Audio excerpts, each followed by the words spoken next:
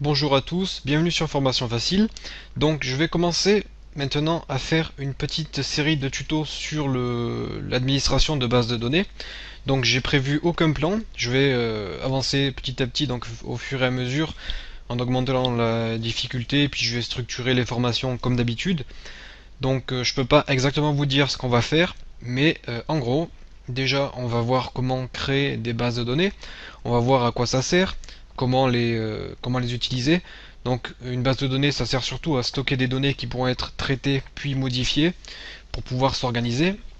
On verra comment interagir avec ces bases de données avec le langage SQL, qui est un langage qui permet de traiter les informations contenues dans une base de données. Euh, pour cette formation, au début, j'utiliserai Access. Donc Access, c'est un système de gestion de base de données qui est rapide, fiable, pardon, qui prend le SQL et aussi le VBA.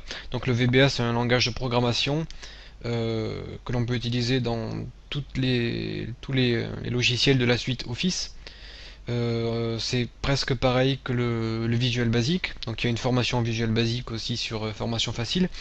Et avec le VBA, qui est un Visual Basic spécial pour Office, eh bien on pourra se créer nos propres outils, nos propres logiciels, qui nous permettront de travailler donc sur des bases de données. Donc Access c'est simple, ergonomique, ça nous permettra de créer, d'utiliser, de modifier et d'administrer toutes nos bases de données. Donc moi j'utilise Access puisque comme je suis étudiant dans une école informatique, j'ai accès à ces logiciels de Microsoft. Et donc j'utilise beaucoup Access, mais il existe aussi en version gratuite OpenOffice Base, qui me semble c'est à peu près la même chose que Access, sauf que ce coup-ci il y aura un langage différent du VBA. Et de toute façon, je pense que d'ici la fin de la formation, je ferai des petits cours aussi sur MySQL, qui est quand même pas mal utilisé. Donc Access, ça sera vraiment au début pour apprendre à administrer nos bases de données. Donc ça sera pour démarrer, puis après je passerai à des choses un peu plus communes. Donc je vais vous parler vite fait de la structure des bases de données. Donc en gros c'est plusieurs tables. Chaque table a des propriétés, des attributs.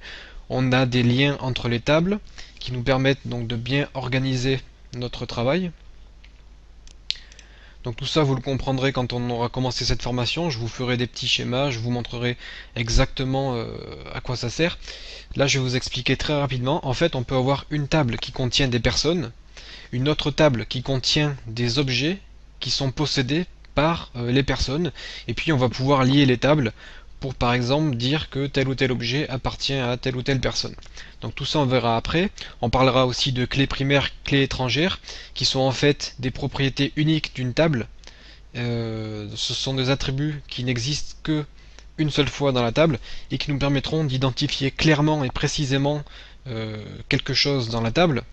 C'est-à-dire que si on enregistre deux personnes donc sur une table, eh bien deux personnes seront forcément différentes. Il va falloir les différencier donc de façon très précise et ça se fera avec des clés primaires, clés étrangères. Et les clés primaires servent à différencier des objets et les clés étrangères servent à venir se lier aux clés primaires pour pouvoir accéder à d'autres informations.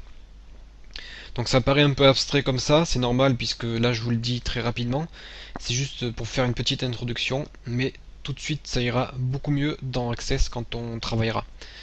Et puis dans cette formation donc, on va concevoir des bases de données. Donc on travaillera sur un sujet concret en fait, comme d'habitude. Je vais vous donner un objectif, une sorte de petit logiciel à réaliser. Et puis on va construire notre base de données petit à petit pour arriver à satisfaire en fait quelque chose qu'un client pourrait vous demander si on vous demandait d'administrer une base de données. Donc avant de commencer cette formation, je vais ouvrir Access. Là, je ne sais pas si je suis sur la version 2007 ou 2010. Il me semble que c'est la version 2007 qui m'a été fournie. En tout cas, la dernière version aujourd'hui, c'est la version 2010.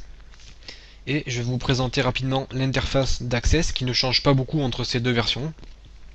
Donc au démarrage, on a la page d'accueil. Bon, il y a tout le menu, tous les outils qu'il y a par défaut dans la suite Office, et on a ici des modèles qui sont disponibles et qui nous permettront de créer notre base de données. Donc nous, on va sélectionner le premier modèle qui est une base de données vide. On va pouvoir lui donner un nom, donc tuto 1. Je double-clique, et là, ma base de données se crée, et une nouvelle page va s'ouvrir. Donc on a une table qui est déjà créée par défaut, et on arrive donc ici dans notre base de données. Alors on a ici un menu qui sera très utile, qui est le mode création et le mode affichage. Donc le mode affichage, bien sûr, c'est pour voir notre table comme elle est, et le mode création, c'est pour pouvoir apporter des modifications. On a aussi l'onglet, un des onglets les plus importants que l'on utilisera tout le temps, c'est l'onglet créer. Donc dans cet onglet créer, on va pouvoir créer des tables, soit de façon plutôt manuelle, soit de façon assistée par Access. On va pouvoir créer des requêtes, donc encore une fois, de façon assistée ou de façon manuelle. Les requêtes, ce qui nous permettra d'interroger les tables et de les modifier. On pourra créer des formulaires, encore une fois, assistés, manuels. Les formulaires, ça nous servira plutôt pour simplifier le travail, c'est-à-dire qu'une personne qui ne comprend rien au SQL, qui n'est pas forcément très forte en informatique, sera capable d'apporter des modifications à une table de données en passant par exemple par des formulaires qui lui permettront de simplement entrer un mot et d'appuyer sur un bouton, et ce mot sera enregistré dans la base de données. Donc tout ça on verra aussi plus tard. On pourra créer des états, toujours de façon manuelle ou assistée. Et les états, c'est pour avoir des informations rapidement, donc une sorte de rapport. Puis on pourra créer des macros et programmer en Visual Basic. Donc là, ça sera beaucoup plus complexe. J'ai pas grand chose d'autre à vous dire, mis à part le fait que vous pouvez créer vos tables sur Excel ou ailleurs. Vous pouvez faire des importations, des exportations de vos tables. Et les autres menus, soit vous fouillez vous-même en regardant un peu ce que c'est, ou soit on verra ça nous au fur et à mesure de la formation. Donc on n'utilisera pas tout, hein, on verra surtout ce qu'il y a dans l'onglet créer, puisque c'est la chose la plus importante.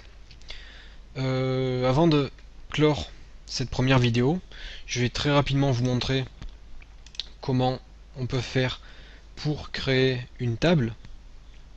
Donc par exemple, j'ai la table 1 qui est créée par défaut, je vais cliquer sur affichage, et là on va créer notre première table. Donc on a une clé primaire, pardon. Donc la clé primaire, comme je vous l'ai dit, c'est quelque chose d'unique. Donc par défaut, Access nous propose un numéro qui est un numéro automatique, et en fait ce sera un compteur, et à chaque fois qu'on va ajouter une valeur à notre table, ce compteur va augmenter de 1. C'est-à-dire que l'attribut, l'objet numéro 1 de la table sera numéroté par 1, le second objet aura le numéro 2, le troisième le numéro 3, ainsi de suite, et de cette façon on est sûr et certain d'avoir un identifiant unique pour chaque objet.